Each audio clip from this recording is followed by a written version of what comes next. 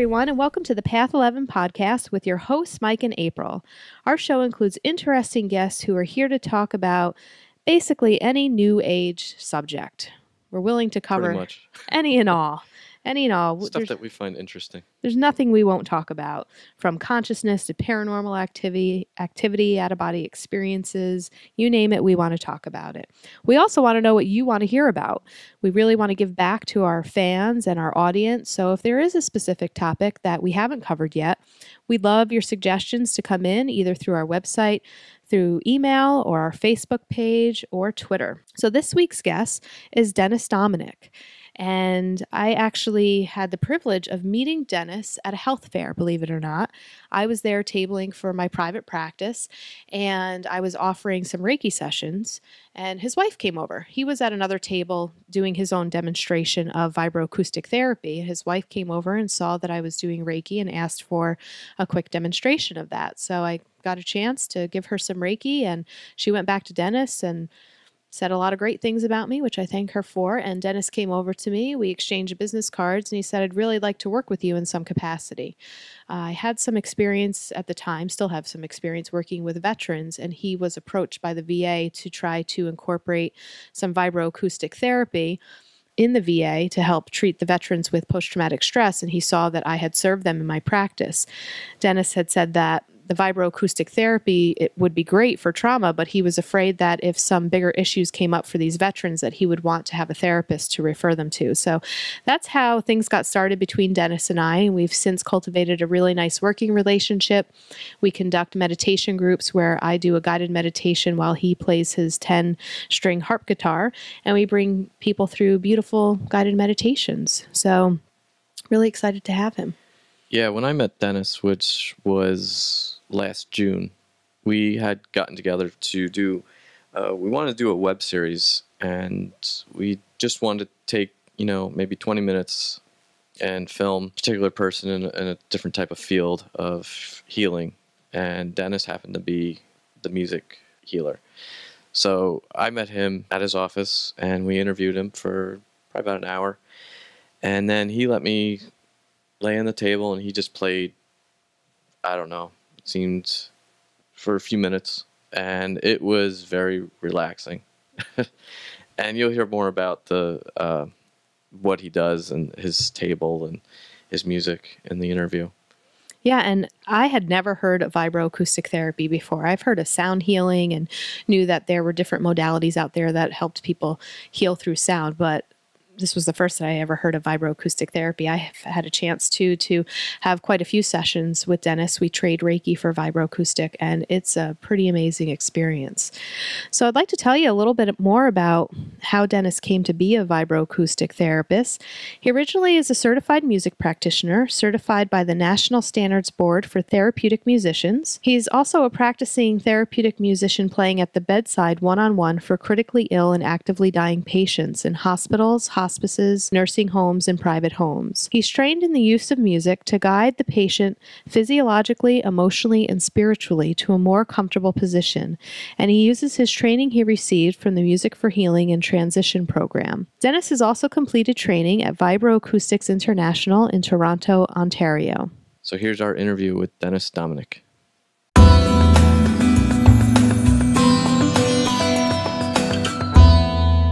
Welcome, Dennis.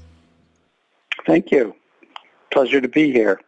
Yeah, nice to have you. We've worked with Dennis on a couple of occasions here. We actually have a web series that we're going to be promoting maybe late summer of 2016, and we had a chance to interview Dennis live, and we have some nice video footage of him explaining really what vibroacoustic therapy is. Mike and I went to his office. We got a chance to actually film a session. Mike actually experienced a vibroacoustic session. And we're here really just to help other people learn what vibroacoustic therapy is. I really enjoyed the session that I had. I mean, it was only, I think, 5 minutes, but that 5 minutes was really relaxing. And I know, I think you mentioned before in your previous interview that it takes about 15 minutes for any sort of healing to take place or deeper level. Well, Mike, Actually, I mean, of course, it varies depending on what situation they're in.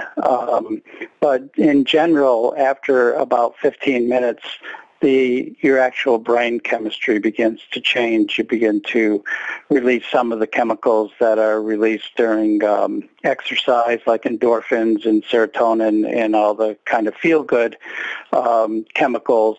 And what that does is it relaxes you, and it takes you from the beta waves that you're normally using and more toward your alpha and theta and delta waves, where actually that is the area that you are in when your body's relaxed, when it's susceptible to suggestions, and that's where healing does occur.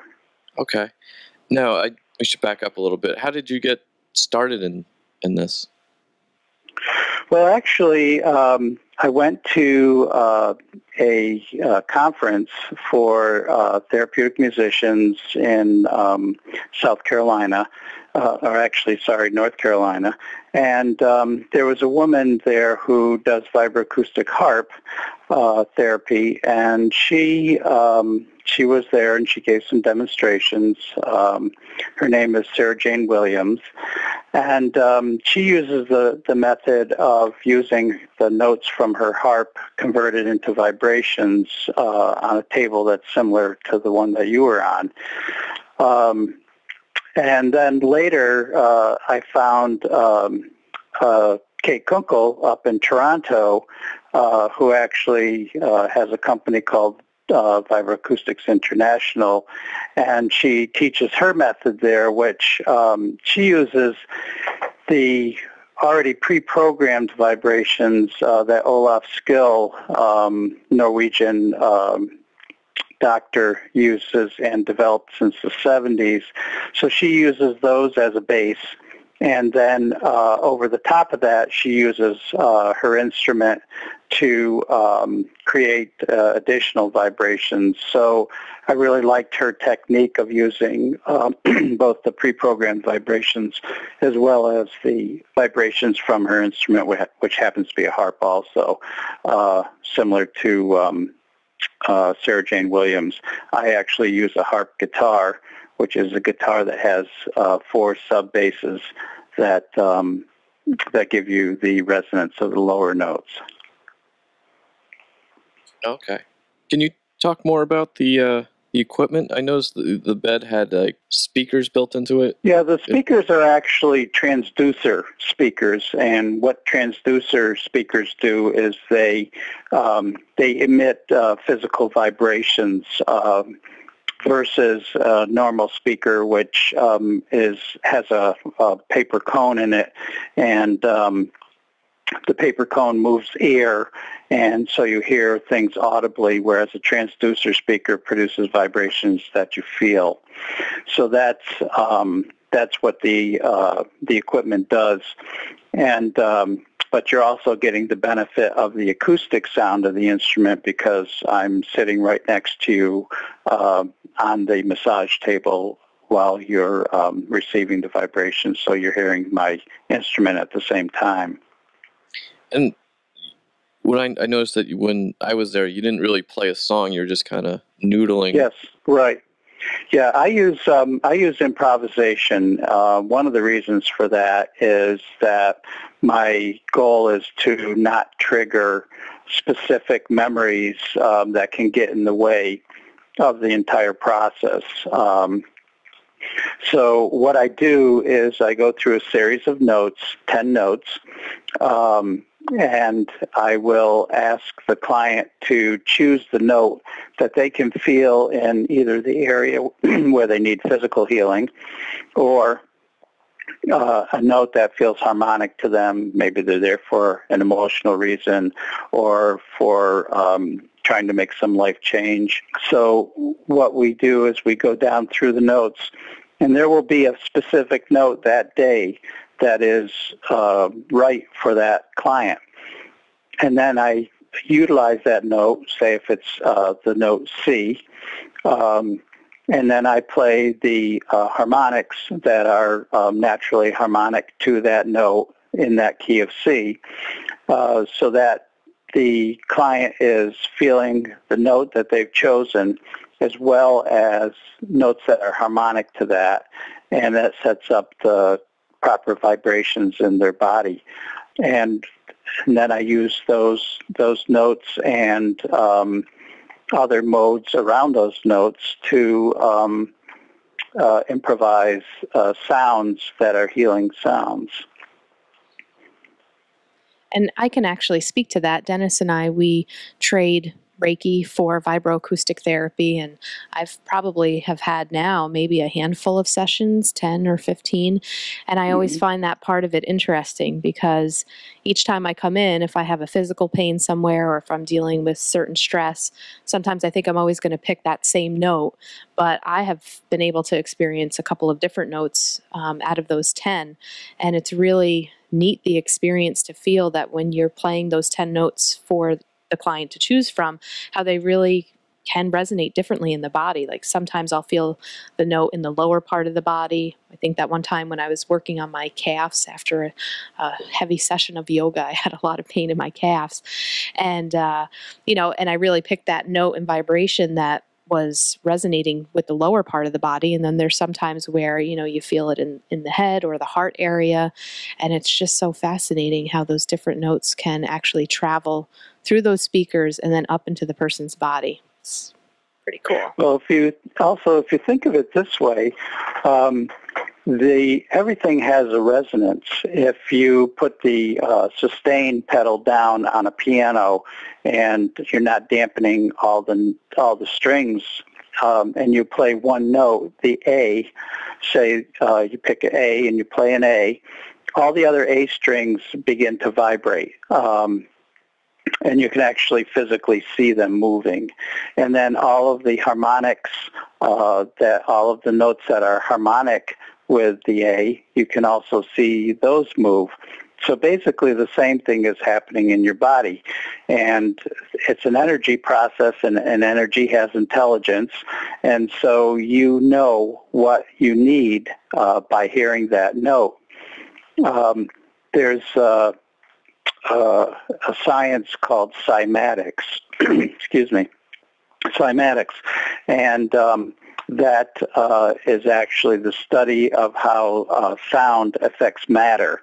And if you want to, you can go on YouTube, and there are many different references and films of cymatic tests.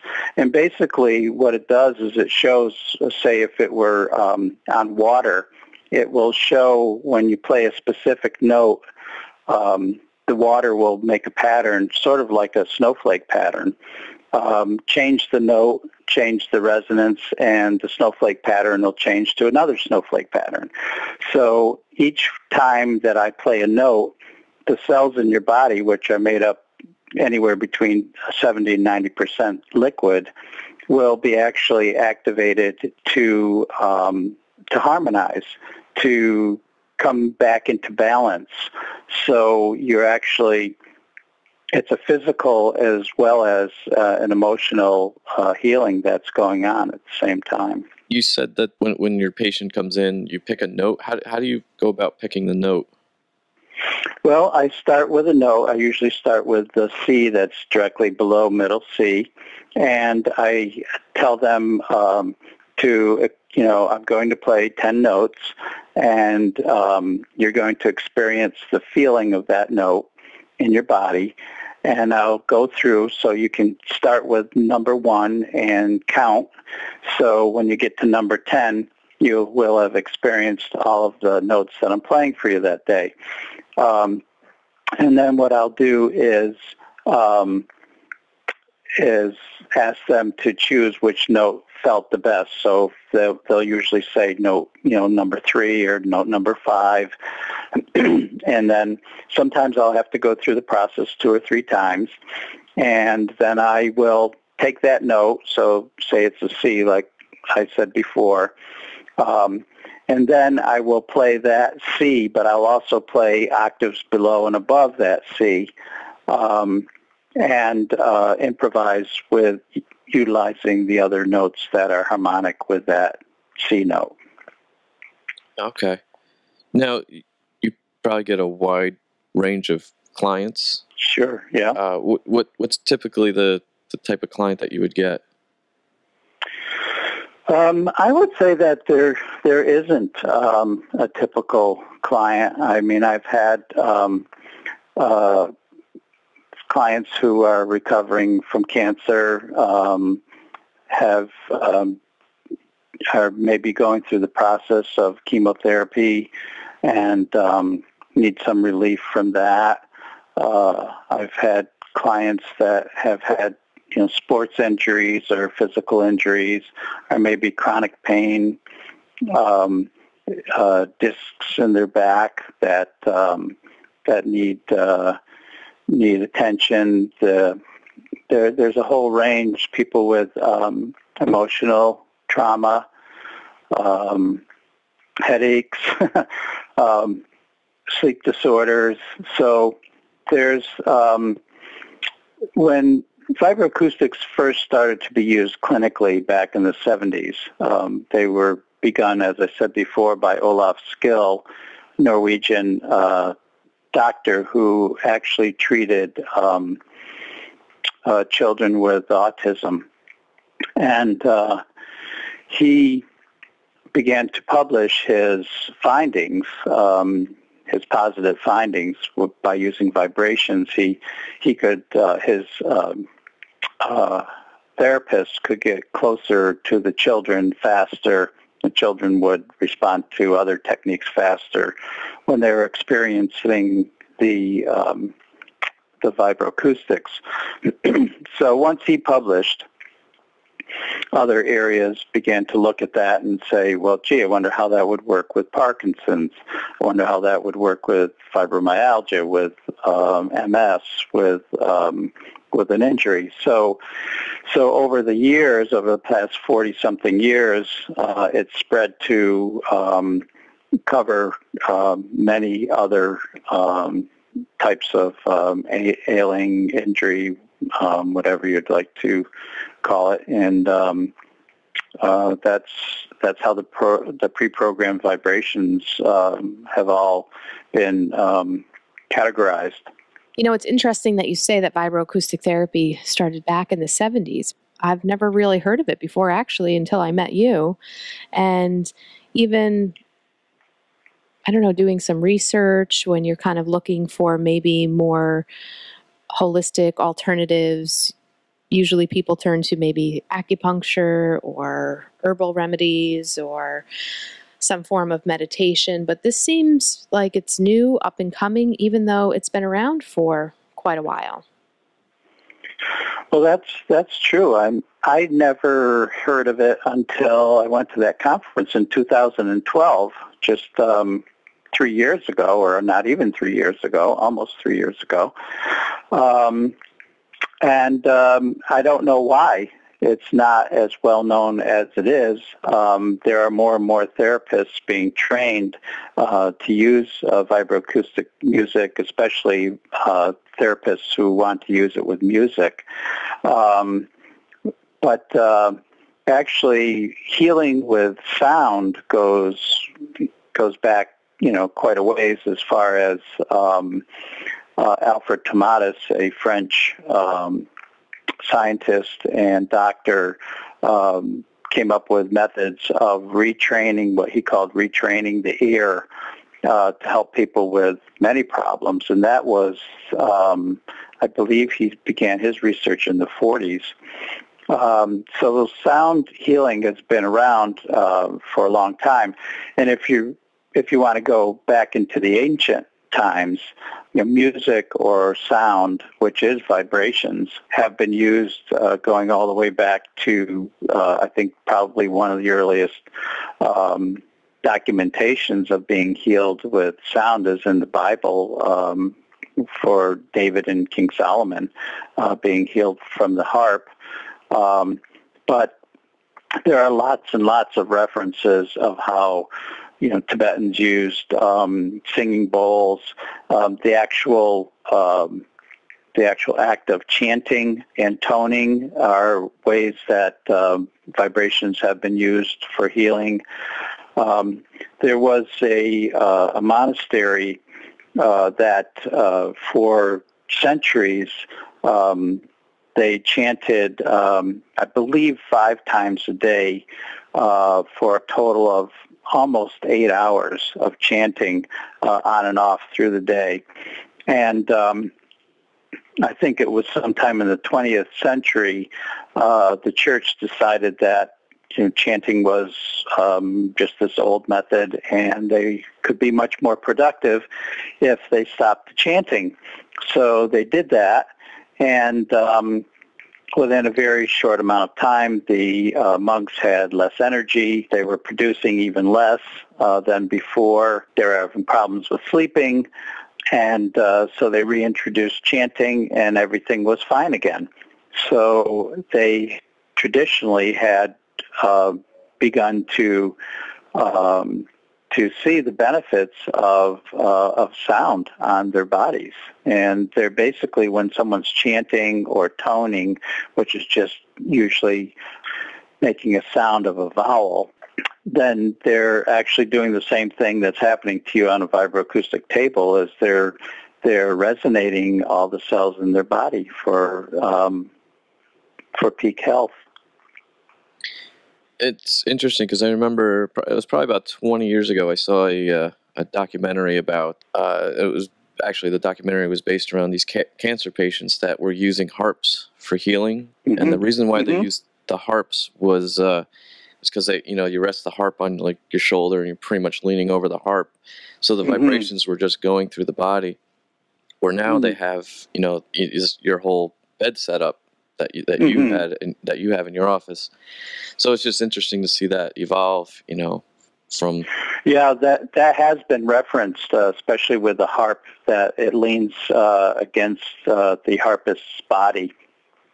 But actually, the harp guitar that I play, the same thing happens with me, is that the guitar is leaning, is against actually my sternum. So I'm feeling those vibrations directly into my body at the same time.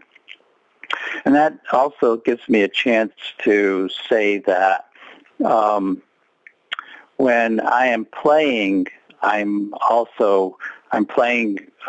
experiencing what the client is experiencing. And also there's a intuitive energy in the room that allows me to reference that, so that I'm knowing what to play. And when I say knowing, it's not an intellectual process. So a lot of the playing that's going on is free form. I'm not thinking about what note to play next, or what chord goes with this particular key. It becomes basically automatic. And people have asked me, if I gave them an hour session, they've said to me, well, aren't you tired? You've just played, for 50 or 60 minutes straight. And I'm not the least bit tired, because it's almost like I'm not playing. Physically I'm touching the strings, but it's really the client is dictating to me energetically what needs to be played. So it's not a tiring process at all. Yeah, and with us working together just this past Friday, and we actually combined the Reiki and the vibroacoustic therapy just to see how that would affect clients, and maybe we can talk about that a little bit later. But there is really something that just kind of intuitively happens, and you can feel it. Every time I go to get a vibroacoustic session, it always sounds different. It's not the same song that's played, and I think that that's a really neat aspect of it.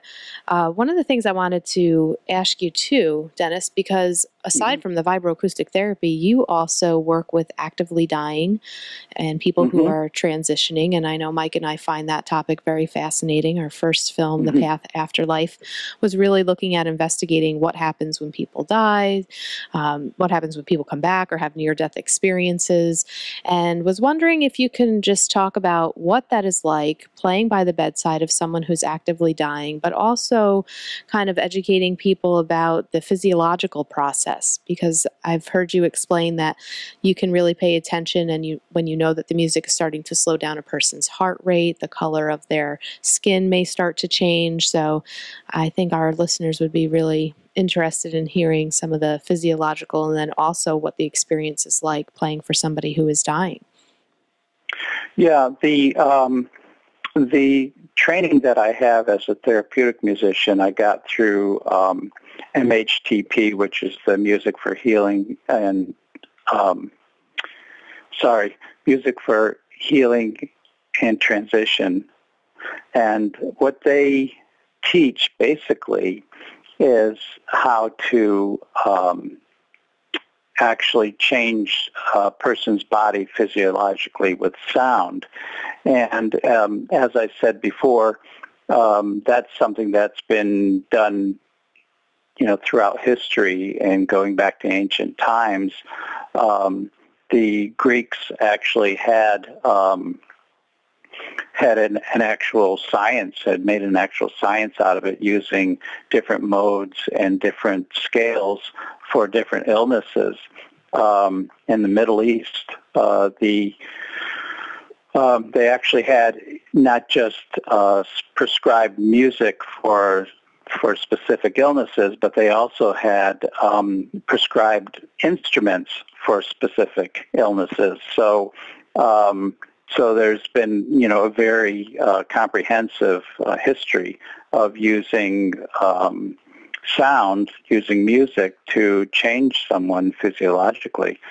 And what MHTP does, Music for Healing and Transition program does, is they teach their students how to use their instruments to either raise or lower the heartbeat, to raise or lower blood pressure, oxygenation, and very soon into the lessons, you're actually able to use volunteers who volunteer to let you do this, and can watch it on biofeedback equipment so that you can actually see someone's blood pressure lowering or raising. So what I do, say if it's in a hospital situation, say someone is, maybe they're not actively dying, but they're recovering, or they're in the process of end of life, is my goal many times is that patient is anxious. They're probably going through one of the stages of grief. They're either in denial or anger or bargaining. They're confused. They hadn't thought about,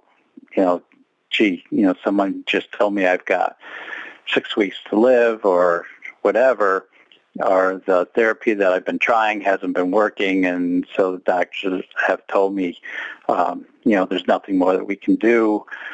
So they're understandably, they're anxious, they're angry, they have all of these emotions. So my job is to go in and offer some respite from the terrifying or negative emotions that they're having at that time. And we're trained to do that. When it comes to a patient who's actively dying, and in that, they've possibly lost consciousness. They're doing what's called chain-stoke breathing, which is like an apnea. They stop breathing and then they'll start again. Their skin color has changed. And so in that situation, what we do is we play what's referred to as arrhythmic music. The body is all about rhythms, our heart rate, our pulse, everything, the way we digest, the way our organs operate. They all operate rhythmically. And when someone is transitioning out of their body, going to wherever your belief system allows you to imagine that they go,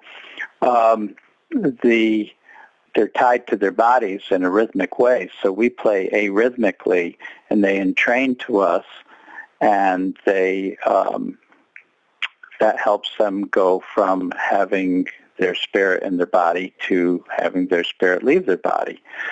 I use the word entrainment. Basically what entrainment is that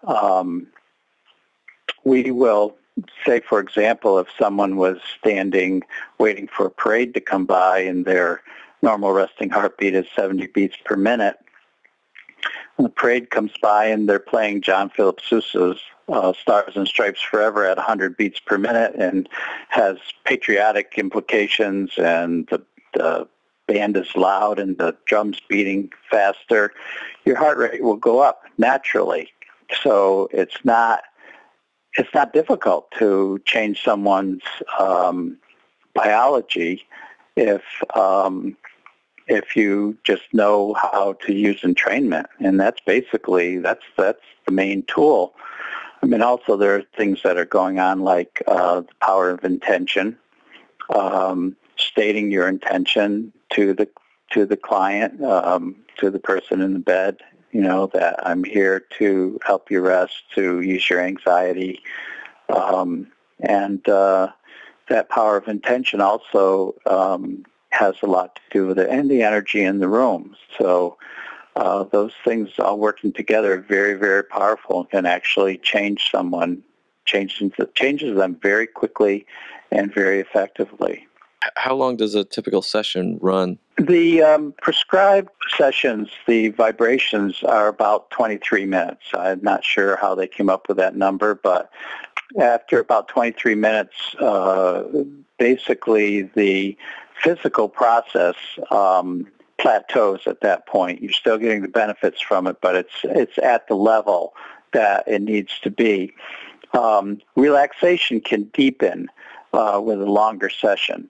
So especially if someone's there for a sleep disorder, and what we're trying to do in that situation is train the body to learn how to rapidly go into relaxation response. And so with a client like that, then usually it goes longer. I don't think I've ever done a 23-minute session. They always go at least for 30 minutes, and I've gone as long as an hour. So, but that's typical session, I would say, for me, would be between 30 minutes and 60 minutes. And I'm sure you probably run into the occasional skeptic about it. Mm-hmm. Well, if they were skeptic, Mm-hmm. they probably wouldn't call you, but have you ever had somebody come in and says, I don't know if it's going to work, but I know it'll probably relax me? Do you run into that at all? I have. I have run into people like that, and they usually will state that not only are they skeptical and don't think that I can help them, but they've been to a million other modalities, and they've not helped them either. And I can actually feel their resistance when they're on the table, and I know that nothing indeed is going to happen for them because they've controlled themselves to not be receptive. I have had also people who were, skeptical, but were willing to give it a chance to work and did have positive results. I would say 99.5% of the time, someone is going to feel some sort of positive result. The process will almost definitely cause your body to relax, and it can be used in just that way. today I'm having a stressful day. I think I'll call Dennis and see if I can get in to see him, come in and relax. And in that situation, it's almost like a spa technique. But what I really am interested in doing is being part of someone's recovery plan, where we go through a series of looking at what that person is there for, and then a certain amount of sessions that we go along, and also trying to integrate other things like whatever happens to work for that person, like Tai Chi or meditation or other things that are going to help that person in their recovery plan. And basically, the system of medicine that we have right now, which is a very good system when it works, is basically either surgery or pharmaceuticals. And that's basically what a hospital or a doctor has to offer to you. But there's just a huge portion of the pie that can be utilized other ways, like vibroacoustic therapy, like Reiki, like healing touch, acupuncture, things that can actually help people's recovery and reduce their stress. And when people stress either causes a disease or it keeps it going. And to relieve stress and to learn techniques of de-stressing that you can do, when you're not lying on the vibroacoustic table is very, very important to someone's healing process. I also wanted to go back just to those that are actively dying versus clients who are not, maybe that are, a little more alive. I mean, we're all dying every day, aren't we? But, just from your personal experience, can you feel a difference when you're in a room with somebody actively dying versus, say, somebody like Mike or myself coming in? Is there a different quality to what you feel in a room, to the air, to the notes that come out when you're playing intuitively? Is there any difference? Well, first of all, there are two different techniques.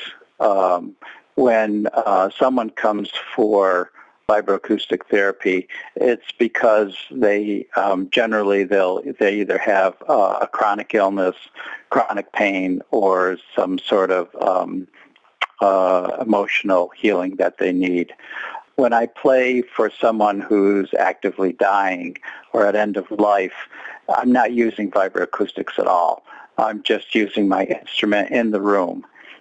So to answer your question, I'm not sure what you're asking, but well, I kind of think even though it's different techniques, you're still you, feeling it, experiencing it, and you're still playing. There's still music being played, even though the technique might be a little bit different. And I'm just wondering, from a personal standpoint, does it feel different? Oh, that's an interesting question, and not something that I've actually thought about consciously. But now thinking about it, there is a difference in feeling. I don't know if I've got a vocabulary for it and if I can articulate it, but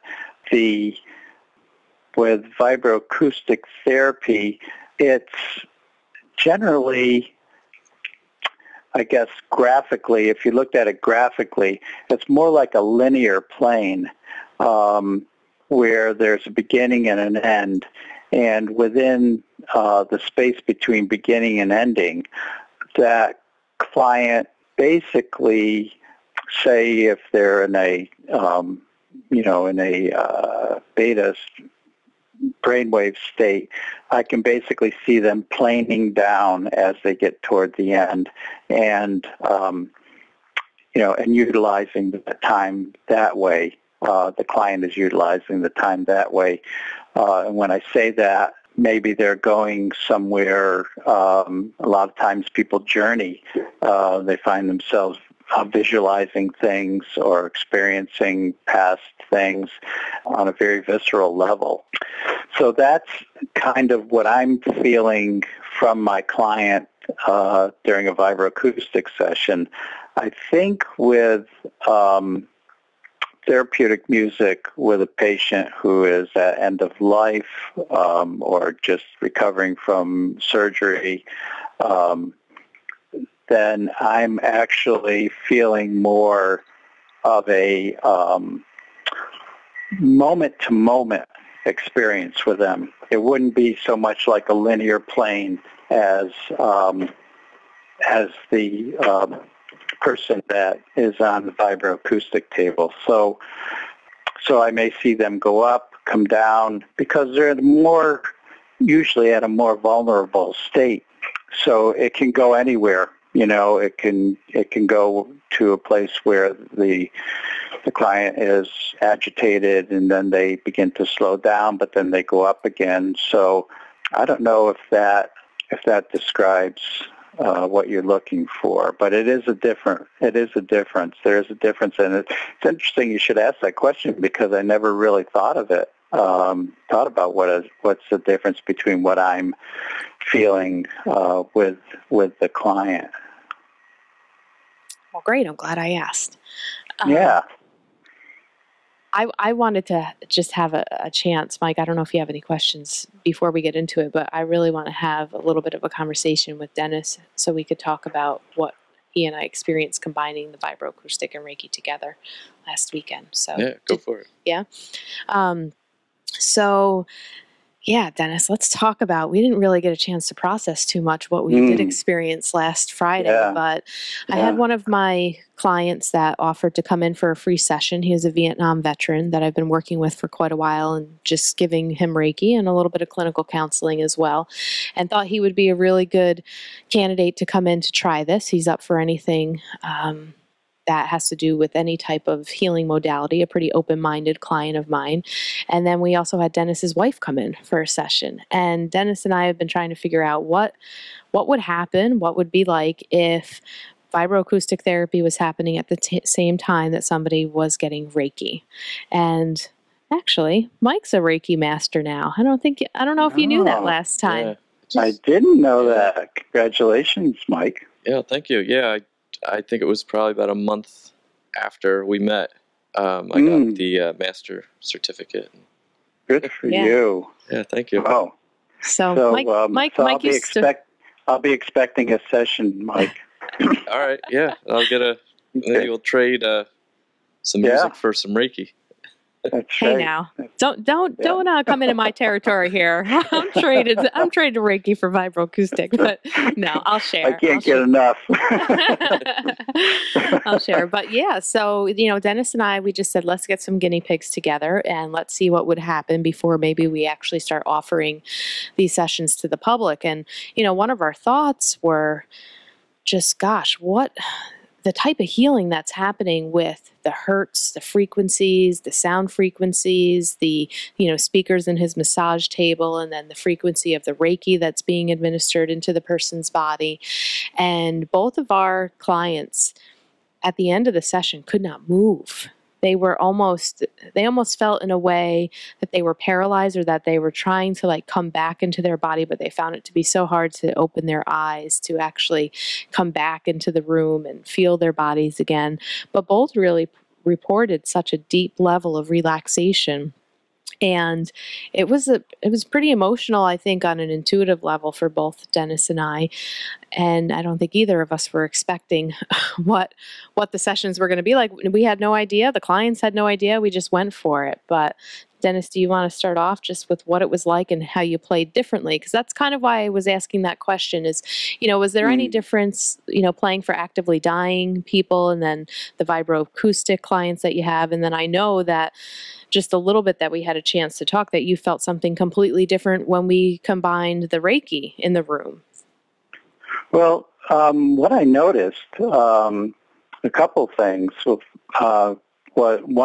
One of the main things that I noticed was that the sounds that I was using became very, for lack of a better word, ephemeral.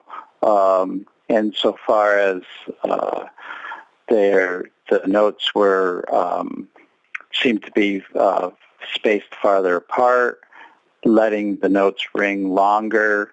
And as I said before, these aren't choices that I make cognitively or intellectually. They're actually what I'm feeling, which is actually what improvisation is. It's actually what you're feeling is being expressed by your instrument. And I think that was a result of the adding the Reiki to it. Reiki, and I'm not fully, you know way more about the tradition of Reiki, but it's more of uses primarily energy and a system of channeling that energy, and so that was also feeding into my playing was the more spiritual, if I can use that word, the more spiritual aspect of the Reiki going on at the same time as the physical part of the vibrations going into the client's body, and the musical notes having the emotional effect on the client. So my playing was very different, and also the depth of my feeling was deeper than when I play one-on-one for the client, just myself. So, and so that's that was pretty much. It was very powerful for me too. Very touched me very deeply. It's. I'm not sure if I could do that every day, all day long. Right. Yeah, it was pretty intense. I kind of felt that too. Very different than when I'm one-on-one with a client, just giving a Reiki session. I mean, I had similar experiences when we combined the vibroacoustic, where, in my Reiki sessions, I can feel or see certain things that are happening in a person's body, whether it be physically. Many times I'll venture into what one would probably call some psychic space, or see images or stories of the person's life, or get a real intuitive feeling of the emotion that they're holding within their body. But it was kind of hard to tap into that, like a normal Reiki session that I have. And really what my experience was when I was hearing the music being played, and Dennis, you had mentioned this once before, that with that intuition of how you play, where it's not really cognitive and you're not really thinking about it, that you're almost feeling as if your client is playing the song itself. Like the client's energy is somewhat what is maybe even activating some of the notes that are coming out. Like you're playing their song back to them. And my experience with both, and we had a male and a female, was the music was so pure and so beautiful that I felt like I heard the song of the person's soul. And it's really hard to put it into words, but I felt like with each person, I was able to just really feel who they were at a very core soul level that was just love, and it was beautiful, and there was no like negative emotional attachments to it or negative memories. It was just such a pure essence of a human being, and it was so emotional in both sessions that there were periods where I actually started to cry. And then after the sessions, and after we started actually talking and processing our experience, I couldn't stop crying. And it wasn't a sad cry. It was just, what the heck did I just experience? I feel like I, saw two people through probably what people would explain would be like the eyes of God or the eyes of Source, of just really feeling a person's energy and being with them so perfectly that you're just accepting them and loving them for who they are. And I would agree with you. I don't know if I could do that every day, all day either. I was kind of shocked at the experience, the reaction, the feeling that I had after the sessions, but I know that both of them felt really great afterwards, and it was really cool to put the two therapies together and see such a profound effect for all of us involved, not only the clients, but the practitioners. So that was a really cool experience. I'm glad we got a chance to do that. I hope we do it again. Yeah, we will do it again. And you explain it very well. I wish I was able to articulate it as well as you did. And also, there's a huge amount of what goes on that we don't have a vocabulary for, because that's not the kind of thing that is talked about in our culture. There may be a culture that has words for that. There may be probably a culture that's less technologically inclined than our culture that can actually have words to explain these different feelings that happen. But yeah, I know that just since last Friday, Sherry, my wife, came in for a vibroacoustic treatment, actually day before yesterday, and she, I asked her afterwards how she felt, and she did tell me that. She said, well, it was not as powerful as last Friday was with April and you together, but she said I wouldn't really want that every time. She said she had a very good positive feeling 2 days ago afterwards, and actually said that it was the best vibroacoustic session she's had so far. But still just had a totally different element than it did with both the vibroacoustics and Reiki at the same time. I think that we're still limited to only two experiences, but I think that it would be something that would be added in occasionally to someone's recovery plan. Maybe we'll make Mike our next guinea pig. Sure. Yeah. I was wondering if April's client had gotten back to her for feedback. Yeah, he did. And he just felt really completely relaxed, had a great couple of days after the session, and really, really enjoyed it. Yeah. And that's what Sherry said. She actually said that for the 2 days, Saturday and Sunday after the session, was the best that she felt both physically and emotionally in a long time. And that's the only thing that she could think of that was different, was the fact that she had that session. And she's been having some chronic pain, and she was pain-free for those 2 days. So I think that can be attributed to it. So it's kind of like the Reiki with the vibroacoustic therapy is kind of like an amplifier in a way. Yeah. And I think that they both, that they amplify each other. They work back and forth, producing a whole maybe third set of resonances that are not physical, like another dimension. Yeah. Now, how can people get in touch with you? They can go to my website, which is dennisdominick.com, or they can call me, 518-361-5343, and we can set something up for them to come in and experience it.